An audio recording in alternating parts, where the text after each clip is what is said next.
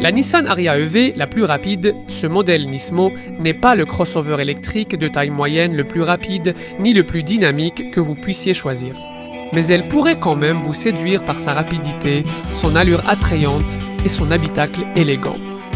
Je m'appelle Jonathan Crouch. Je teste des voitures depuis plus de 40 ans. Vous les trouverez toutes sur l'application Car and Driving, Car Reviews ici.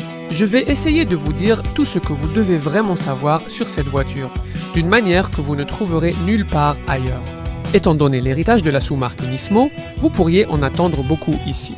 Le passage de 0 à 100 km/h est effectué en 5 secondes, précisément si vous sélectionnez le mode Nismo dynamique. Ce mode a été ajouté à la sélection habituelle des modes de conduite et ajoute une sonorité de moteur synthétisée. Mais cela n'augmente pas la vitesse maximale que vous obtiendriez normalement avec une Ariya bimoteur toujours limitée à 200 km/h. Alors, qu'est-ce qui a été fait ici par la division sport automobile de Nissan, à part avoir ajusté le logiciel du moteur pour quelques chevaux freinés supplémentaires? Eh bien, le système à 4 roues motrices e-Force à double moteur a été modifié afin qu'une plus grande partie de son couple soit envoyée vers l'arrière. C'est variable en fonction de le revêtement de la route, selon laquelle l'avant peut recevoir jusqu'à 60% de la puissance du moteur, l'arrière jusqu'à 75%. Les ingénieurs ont également peaufiné la suspension. Mais, de façon décevante, l'amortissement adaptatif n'est pas prévu, même en option. À la place, Nismo s'est contenté de raffermir considérablement les ressorts, les amortisseurs et les barres anti-roulis.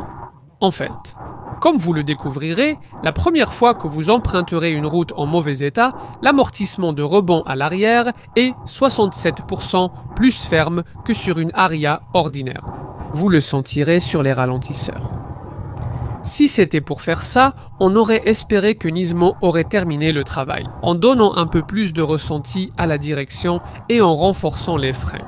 Mais il n'y a rien de tout ça ici, donc vous n'êtes pas aussi encouragé que vous devriez l'être à profiter de la meilleure traction offerte par les pneus Michelin Pilot Sport EV spécifiques.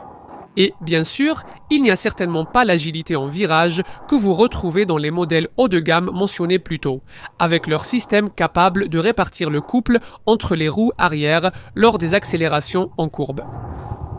Et ce genre de configuration est appréciable quand vous essayez de faire passer un véhicule électrique familial de 2,2 tonnes à travers une série de virages exigeants. Pratiquement tout le reste est identique à ce que vous trouveriez avec la version à double moteur conventionnelle de cette voiture. À l'exception, évidemment, de l'autonomie de 420 km que vous obtenez avec la batterie de 87 kWh, soit 93 km de moins que le modèle Ariya e-Force classique. Voici le minimum offert dans ce segment. Contrairement à certains concurrents, il n'y a pas de palette de régénération au volant. Des palettes de régénération qui pourraient vous inciter à essayer d'améliorer cette autonomie. Juste le bouton habituel et pédale de l'Ariya, qui maximise la récupération d'énergie. Jusqu'au point de 22G où la pédale de frein réelle est rarement nécessaire. Passons à la recharge de la batterie, vous pourriez être déçu par la vitesse de charge d'essai très peu remarquable de 130 kW, ce qui signifie que, comme la plupart des véhicules électriques de cette taille, il faut environ une demi-heure pour passer de 10 à 80% de charge. Cette voiture est prête pour la recharge AC triphasée de 22 kW. Mais si vous ne pouvez recharger qu'avec une wallbox domestique monophasée de 7,4 kW, il vous faudra environ 14 heures pour une charge complète. Ce qui signifie que si vous terminez tard et commencez tôt, vous pourriez avoir des problèmes pour vos trajets. Les choses iront mieux, bien sûr, si vous pouvez recharger au moins à 11 kW sur une alimentation triphasée en courant alternatif. Dans ce cas, vous pouvez réduire le temps de recharge complète à 9h30. L'une des choses qui pourrait bien vous convaincre de choisir une Ariya Nismo, c'est son apparence. Même dans sa version standard, c'est une voiture attrayante. Et sa silhouette n'a été en rien gâchée par quoi que ce soit. Les lames avant et les bas de caisse soigneusement intégrées de cette version haut de gamme. Ceux-ci ont ajouté 40% d'appui supplémentaire sans affecter la ligne élégante de la version standard, avec un coefficient de traînée de 0,30. Les éléments rouges sur la partie basse de la carrosserie et les grandes jantes NKI de 20 pouces chaussées de pneus Michelin Pilot Sport UV souligne le statut Nismo de cette Ariya. À l'intérieur, malgré les efforts de Nissan, l'ambiance n'est pas vraiment sportive. Derrière le volant, on sent juste une Ariya un peu différente. À cause des accents rouges sur les aérateurs, du bouton de démarrage rouge et des sièges sport siglés Nismo avec leur garniture en suédine et cuir synthétique. Mais le volant à 2 branches paraît décevant de simplicité. Malgré ses inserts perforés et son repère rouge à midi, tout comme le sélecteur de vitesse carré et utilitaire. Les tapis de sol épais et veloutés ne plairont peut-être pas à tout le monde. Et c'est étrange de sélectionner les modes de conduite via le bouton haptique sur cette console centrale. Sur une surface à grains de bois, le ciel de toit sombre de cette Nismo réduit légèrement la sensation habituelle d'espace dans l'habitacle de l'Ariya, sensation qui est pourtant renforcée par l'absence de toute console centrale. À la place, vous pouvez regarder directement le long de la cloison, où se trouve un panneau en treillis éclairé par un éclairage d'ambiance rouge. Conçu selon un motif kumiko-japonais traditionnel, inspiré des lanternes orientales. On retrouve également ce motif sur les panneaux de porte élégants. Les sièges Nismo sont également bons, même si les renforts latéraux pourraient être plus prononcés pour offrir un meilleur maintien dans les virages serrés. Vous êtes installé dans une position assez dominante derrière un écran d'instrumentation de 12,3 pouces qui propose une séquence de démarrage spécifique à Nismo et le choix entre 2 formats d'affichage. Bien sûr, tout ce que vous pourriez avoir besoin de savoir est couvert par cet écran central d'infodivertissement. Lui aussi fait 12,3 pouces, n'est-ce pas? Jetons un coup d'œil à l'espace aux places arrière que vous pourriez espérer voir amélioré grâce à cela. La longueur d'empattement raisonnable de 2775 mm de Nissan, eh bien, l'absence de tunnel central et les 780 mm d'espace pour étendre les jambes sont tous deux appréciables. Et cette Nissan offre beaucoup plus d'espace à l'arrière que sa cousine Alpine A3 190.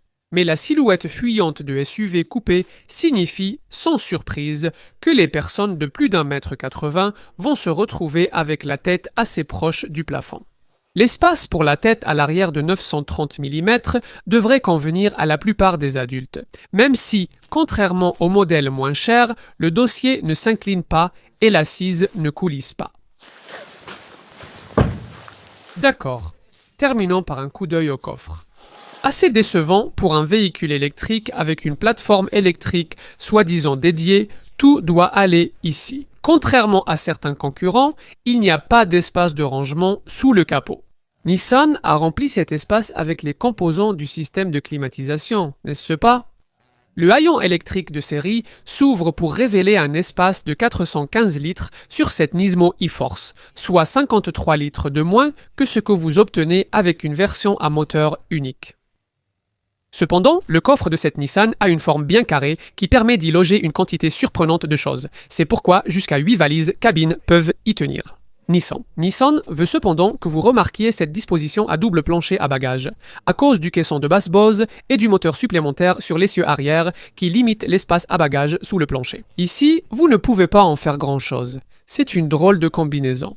Cette version Nismo est plus qu'une simple finition Ariya améliorée, mais elle ne va pas jusqu'à être un véritable modèle de performance indépendant, comme on aurait pu l'espérer d'une sous-marque avec 40 ans d'héritage en sport automobile. Mais la puissance n'est pas tout, et tout le monde ne cherche pas à conduire à la limite avec ce genre de voiture. Cette Ariya Nismo vous offre autant d'accélération et de dynamisme que la plupart d'entre nous pourront jamais utiliser légalement. Elle est aussi très élégante, possède un habitacle agréable, est richement équipée et paraît moins tape à l'œil que beaucoup de ses rivales.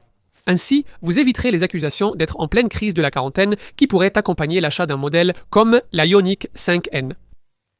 Nous pensons tout de même que Nismo peut faire mieux que ça. Apparemment, leurs ingénieurs sont ouverts à l'idée d'un modèle Ariya Nismo RS plus rapide. Peut-être que c'est la voiture que celle-ci aurait dû être.